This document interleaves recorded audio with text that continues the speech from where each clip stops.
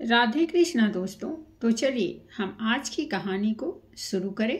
हमारी आज की कहानी है राजा की घोषणा। किसी जमाने में एक राजा राज करता था। उसकी एक बेटी थी जो इतनी सुंदर थी कि आसपास के राज्यों के सभी राजकुमार उससे शादी करना चाहते थे।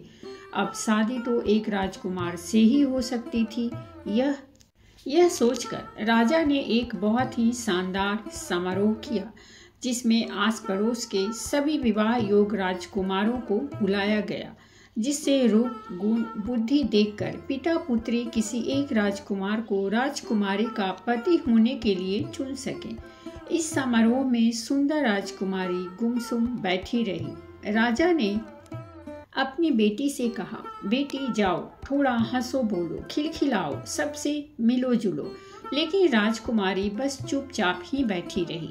परेशान होकर राजा ने उससे पूछा, बेटी क्या तुम इस दावत देने की वजह से नाराज हो? नहीं पिताजी, बिल्कुल नहीं, बेटी बोली। राजा बोला, आखिर बात क्या है? पता नहीं क्या बात है पिताजी, मुझे हंसी आ ही नहीं रही है। ऐसा लगता है कि मैं जिंदगी में अब कभी हंस नहीं पाऊंगी। पिता ने कहा, अगर ऐसी बात है तो मैं अभी यह घोषणा करता हूँ कि जो तुम्हें हंसा देगा उसी से तुम्हारी शादी होगी। राजकुमार ने भी तभी अपनी शर्त भी सुना दी। जो उसे हंसाने की कोशिश में सफल नहीं होगा उसका सिर धड़ से अलग कर दिया जाएगा। राजकुमारी और राजा की यह घोषणा सभी ने सुनी। उस दिन कई राजकुमारों ने उसे हंसाने की कोशिश की, लेकिन कोई सफल नहीं हुआ। कई ने अपने जान से हाथ धोए और समारोह समाप्त हो गया। राजा और राजकुमारी की शर्त की बात धीरे धीरे फैलने लगी। कुछ ही दिनों में दूर दूर के गांव तक भी यह बात फैल गई। गांव में तो बातें और भी तेजी से फैलती है, क्योंकि लोग चौपाल में या आलाप को घेर कर जब बैठते हैं तो आपस में खूब बातें करते हैं। और फिर यह बात तो राजा बन जाने की थी। जो राजकुमारी को हंसा लेगा, राजकुमारी से उसका ब्याह होगा। फिर देर सबेर वह राजा भी बन जाएगा, क्योंकि राजकुमारी इकलौती संतान जो थी। गांव के एक गरीब मोची के जवान बेटे ने भी यह चर्चा सुनी, जिसकी खोपड़ी की खाल फूसी प्यास और खाद से भरी थी। इस वजह से उसे ज्यादा काम भी नहीं मिल पाता था। उसने चौपाल में सबको सुनाकर कहा, मैं भी राजधानी जाऊंगा और अपना भाग्य आजमाऊंगा।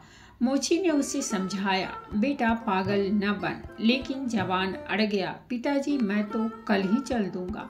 मोची बोला, बेटा वे लोग शर्तों के पक्के हैं, तुम मार दिए जाओगे। पिताजी यह भी तो हो सकता है कि मैं राजा बन जाऊं। उसकी इस बात पर चौपाल में बैठे सभी लोग ठठाकर हंस पड़े। खाज भरे सिर वाला राजा, लेकिन खुजली वाले जवान मोची ने कोई परवाह नहीं की।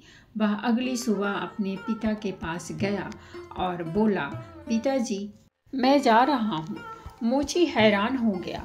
वह पिछली रात चौपाल में हुई बातचीत को मजाक समझकर भूल चुका था।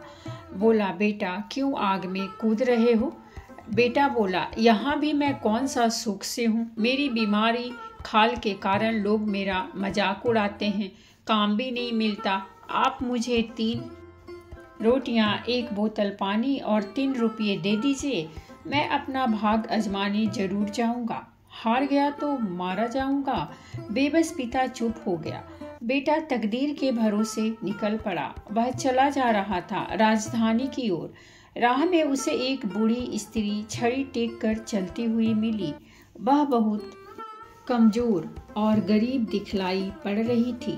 खाज वाले सिर के जवान ने उससे पूछ लिया, राम राम अम्मा, तुम भूखी तो नहीं हो? बेटा मैं तो खाने की तलाश में ही भटक रही हूँ, क्या तुम मुझे खाने को दे दोगे? जवान ने तुरंत उसे अपनी 3 रोटी में से 1 रोटी दे दी। बुढ़िया उसे जल्दी जल्दी खा गई।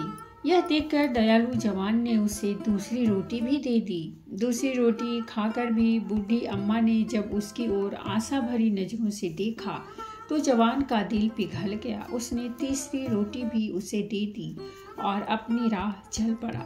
चलते चलते उसे दूसरी औरत दिखाई पड़ी, जिसके शरीर पर जो कपड़े थे वो चिथड़े थे और उसका शरीर भी अधनंगा सा दिखता था। उसने जवान के आगे हाथ फैला दिया।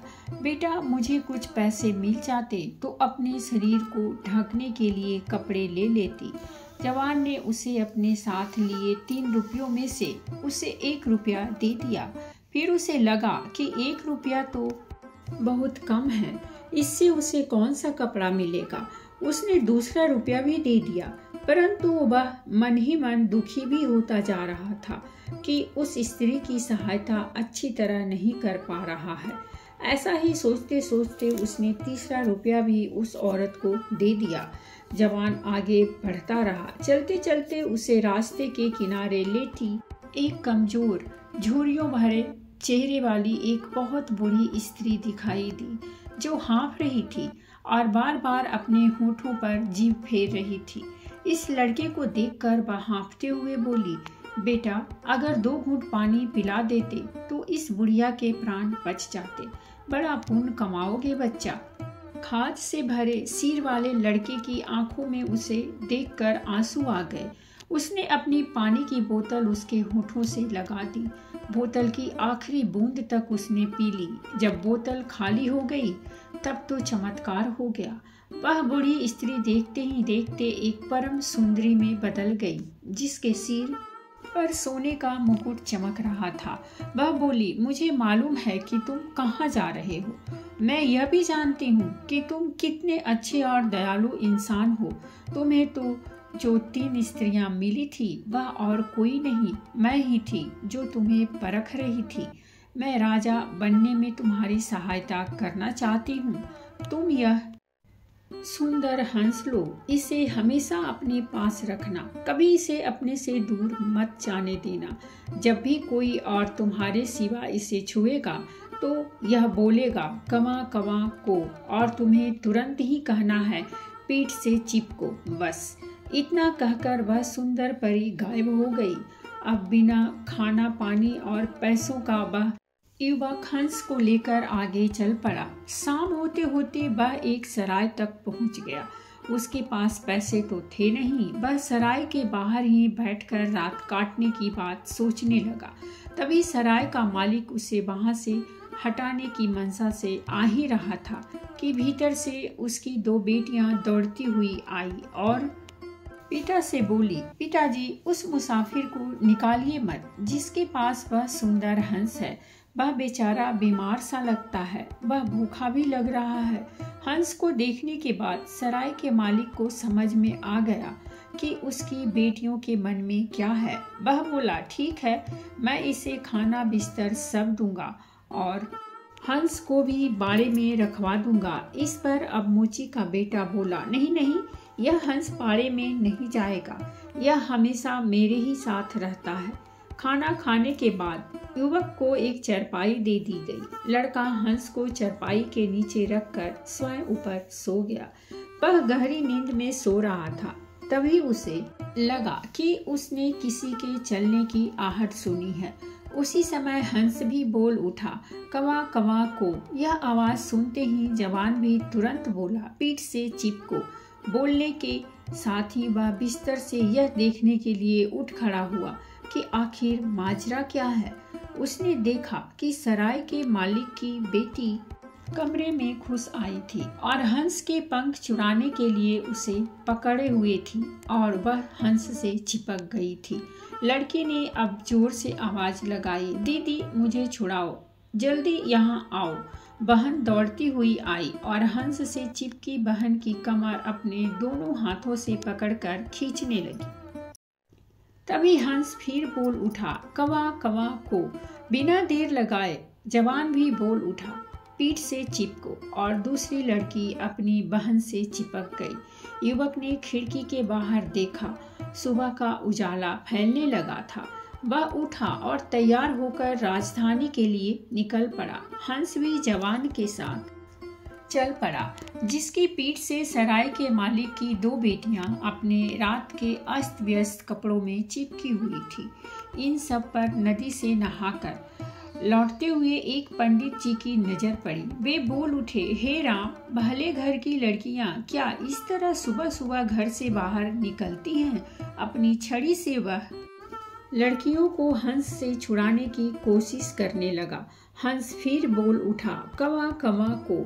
जवान भी पीठ से चिपको चिल्ला उठा। अब सड़क पर जवान के साथ हंस से चिपके 3 लोग चल रहे थे।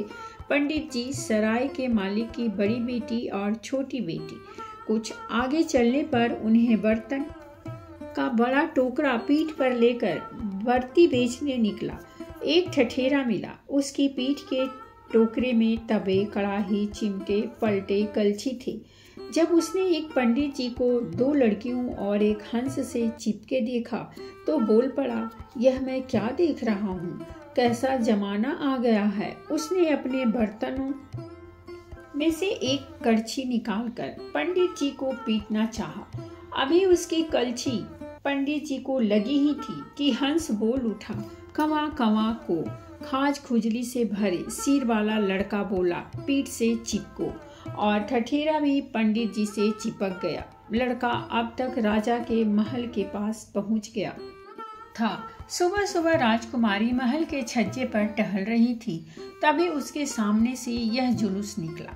खाज से भरे सिर वाले जवान के पीछे हंस, हंस के पीछे सराय, बाले की एक बेटी के पीछे दूसरी बेटी, दूसरी बेटी के पीछे पंडित जी और पंडित जी से चिपका ठठेरा और ठठेरे की पीठ पर कड़ाही, तवे, चिमटे, कलछी का टोकरा।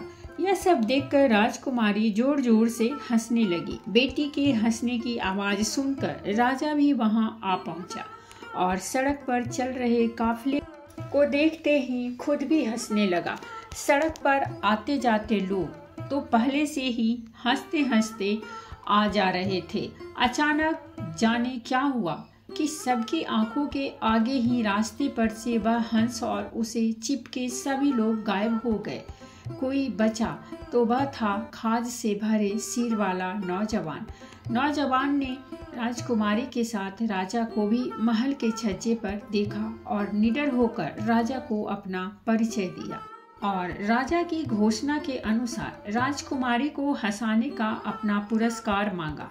राजा ने उसे ऊपर से नीचे तक देखा। उसके सिर की खाज और पुराने पैबंद लगे कपड़ों को देखने के बाद उसे समझ में नहीं आ रहा था कि क्या करे।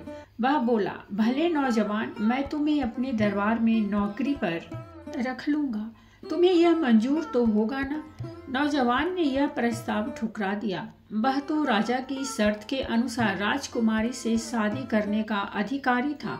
राजा ने आगे कुछ और कहने करने से पहले नौजवान को नहाने धोने और बढ़िया कपड़े पहनने की आज्ञा दी। जब नौजवान साफ सुथरा हो सज धज कर बाहर आया तो इतना सजीला लग रहा था कि कोई उसे पहचान ही ना सका। राजकुमारी तो देखते ही उसके ऊपर लट्टू हो गई। शादी तय हो गई। नौजवान ने राजा से अनुमति लेकर एक बड़ी गाड़ी ली और सबसे पहले अपने गांव गया। उसका पिता बूढ़ा मोची अपने इकलौते बेटे के चले जाने के दुख में डूबा था। नौजवान उसे अपने साथ राजमहल में ले आया और उसके बाद धूमधाम से नौजवान की शादी राजकुमारी से हो गई।